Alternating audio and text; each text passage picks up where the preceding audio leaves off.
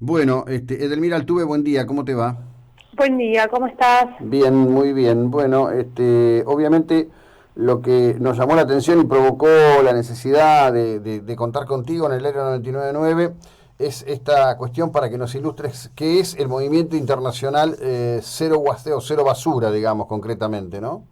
Exacto, es un movimiento en realidad que cuando se origina estaba muy lejos de ser lo que es actualmente. En realidad comenzó siendo un movimiento, no un movimiento, pero una implementación de un señor que se llamaba Paul Palmer, con la intención de reducir, o sea, como transformar las dinámicas industriales para no generar desperdicio o él encargarse de alguna manera de ese desperdicio industrial. Ujú. Después fue tomado ese nombre por Bea Johnson, que es una mujer francesa que vive en California, que ella lo adapta de alguna manera a lo que es la gente común y corriente y a empezar a Ujú. pensar zero waste sería algo así como cero desperdicio, cero Ujú. basura, cómo poder implementarlo en el día a día de las personas comunes y corrientes que vivimos nuestros días consumiendo distintas cosas.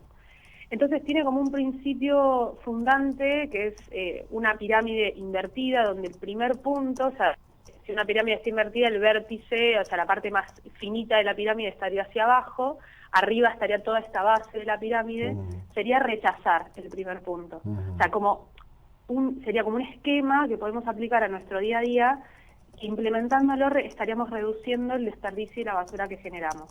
Ujú. Entonces, el primero de estos eslabones o de principio sería rechazar, que rechazar todo aquello que no necesito.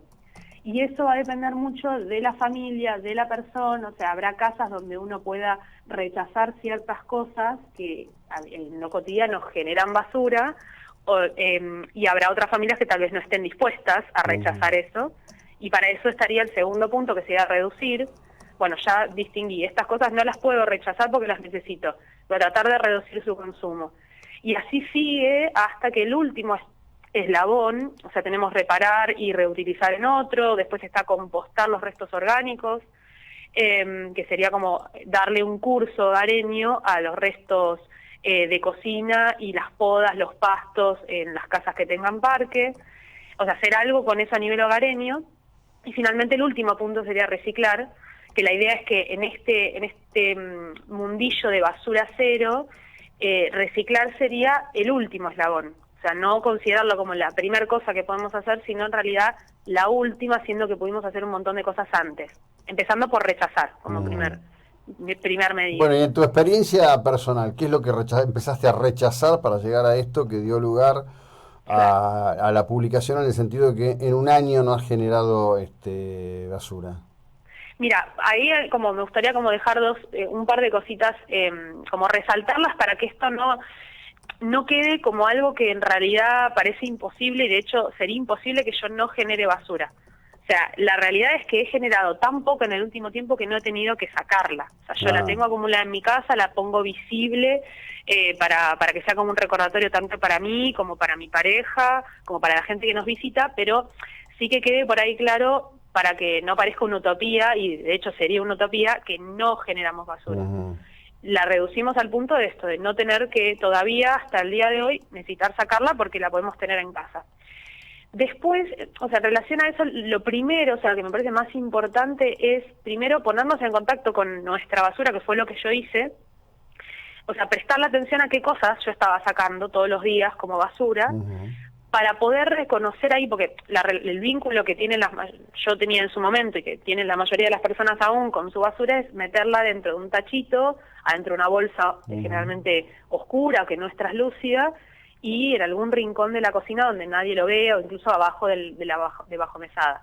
Entonces lo primero es poner a la vista esa basura, para mí que tenía la intención de reducirlo, para una familia, si fuera algo en conjunto familiar, y distinguir, bueno, qué cosas estamos consumiendo, qué cosas identificamos que podríamos no estar consumiendo, consumir menos, o sea, no es algo que va a pasar de un día para el otro.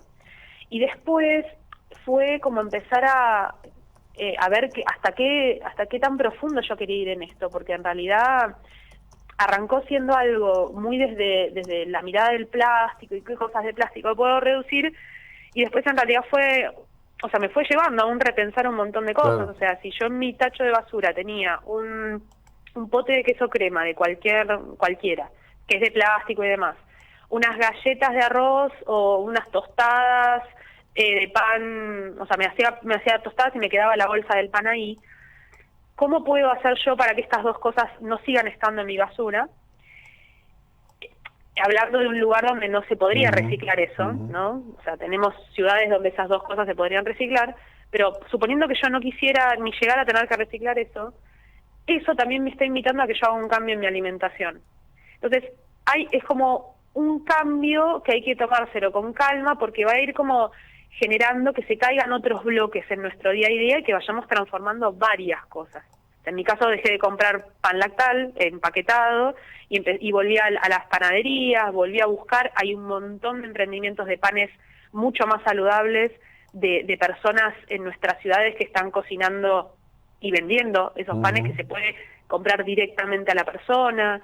Después de darme cuenta que no era lo más saludable un queso crema y podía haber otras alternativas.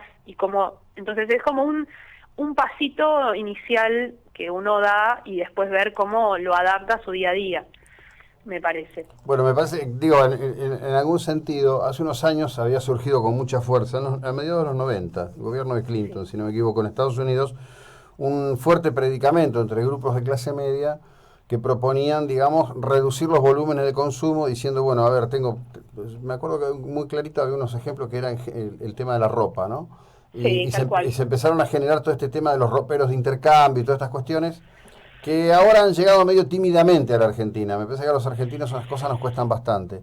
Pero lo interesante es que siempre en general son fenómenos de clase media. Y eso es muy interesante culturalmente, ¿no? Exacto. Por ahí o sea, hay que tener presente también que por ahí personas que todavía, por sus situaciones económicas, sociales y demás, no tienen resuelto cuestiones alimenticias, no vamos a estar pidiendo que se cuestionen si eso viene empaquetado o no viene empaquetado. O sea, realmente esto nos incide a las personas que tenemos el lujo, si se quiere, entre comillas, de los privilegios de poder hacernos estas preguntas.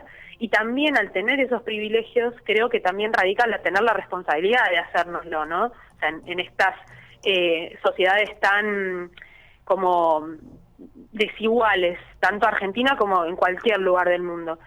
Y también se va dando en lugares de este tipo, ¿no? O sea, claro, los países más ricos, entre comillas, o sea, ricos a nivel económico, son los países que también más consumen, entonces son los países que más basura generan. O sea, está buenísimo que de hecho sean los países que primero se cuestionen eso.